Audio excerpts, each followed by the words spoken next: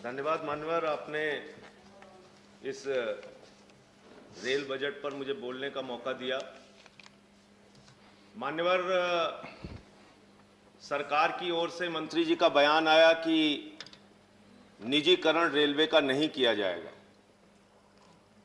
और उनकी ये बात सुनकर ऐसा लगता है कि ये सरकार देश के निजी कंपनियों और पूंजीपतियों के लिए गाने की एक लाइन गाती है कि बताना भी नहीं आता, छिपाना भी नहीं आता, हमें तुमसे मोहब्बत है, जताना भी नहीं आता।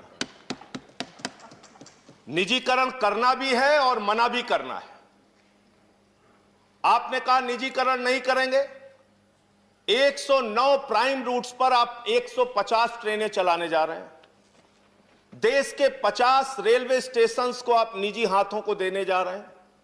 हबीबगंज रेलवे स्टेशन आपने निजी हाथ को दिया। वहां की हालत जाकर पता कीजिए मान्यवर, वहां पर 50 रुपए मोटरसाइकिल रखने का लगता है। वहां पार्किंग के लिए 150 रुपए कार का देना पड़ता है। आपने प्लेटफॉर्म टिकट 30 रुपए का कर दिया। पैसेंजर ट्रेन का 3 गुना किराया बढ़ा दिया। जब आपसे पूछा जाता है तो आप बहुत हास्यास्पद तर्क देते हैं। कहते कोरोना के समय में पैसेंजर ट्रेन में भीड़ ना हो इसलिए किराया हमने बढ़ा दिया।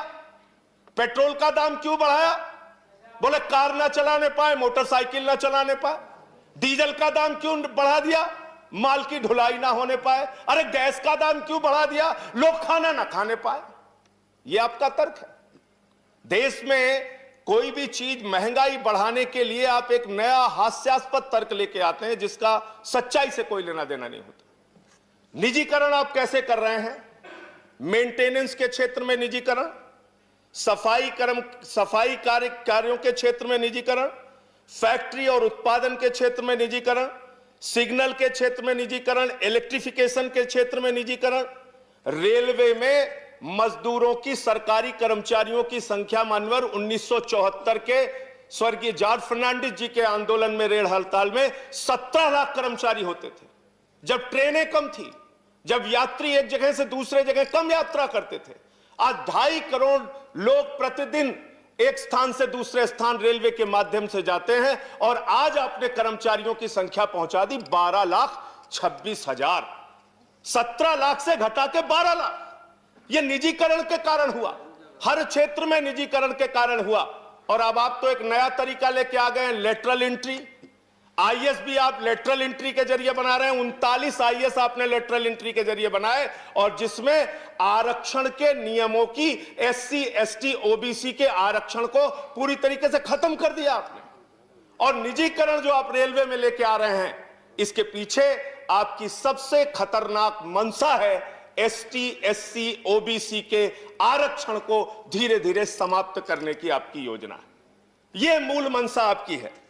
मान्यवर, खुद आपने माना है कि 21.6% माल की ढुलाई लॉकडाउन के दौरान रेल के माध्यम से ज्यादा हुई।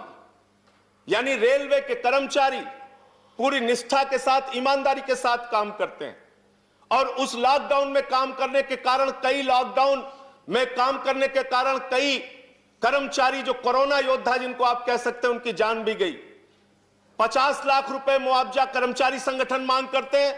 20 लाख रुपए मुआवजा आपने दिया, फिर उसको बढ़ा के 35 लाख किया। आज तक उनको मुआवजा नहीं मिल पा रहा है। रेल के जो कर्मचारी इस कोरोना काल में जिनका जीवन गया, और कोरोना काल में मान्यवर 2.5 करोड़ की आपकी क्षमता एक जगह से दूसरे जगह यात्रियों को पहुंचाने की प्रतिदिन की है। लेकिन हमने देखा कि किस तरीके से रो रो के ट्रेनें चलाई गई, किस तरीके से लोगों को तरसाया गया ट्रेनें चलाने के नाम पर, और 40 ट्रेनें रास्ता भटक जाती हैं, 80 लोगों की जान चली जाती है। मुजफ्फरपुर के स्टेशन का वो दृश्य आज भी हम लोग नहीं भूल पाते। एक मां के ऊपर से उसका छोटा बच्चा आंचल हटा रहा था, उसकी मां कंक्लूड करिए संजय जी। बस खत्म कर रहा हूं मान्यवर।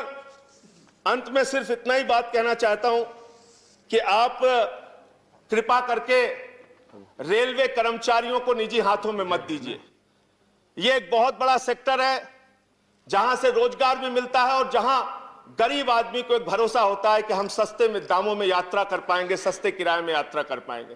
जिस दिन आप इसको निजी हाथों में देंगे, कर्मचारियों का तो आप आरक्षण के तहत उनकी नौकरियां खत्म करेंगे, एक बात है, और दूसरी बात यह है कि हिंदुस्तान के लोगों को तकलीफें और उनकी यात्राएं, उनकी दुश्वारियां बढ़ेंगी। अंत में कुलियों की बात यहां पर आई। इस देश के कुलियों के लिए एक योजना बहुत पहले लाई गई थी कि उनके परिवार के लोगों को नौकरियां दी जाएंगी। उस पर पुनर्विचार कीजिए, उस पर फिर से एक बार सरकार निर्णय ले। जो दिन भर मेहनत करते हैं स्टेशन पे, अब माल ढुलाई करते हैं, धन्यवाद। उनके बच्चों को धन्यवाद नौकरियों में माननीय संजय आरक्षण जी। देने की योजना बनाई। बहुत बहुत धन्यवाद। धन्यवाद।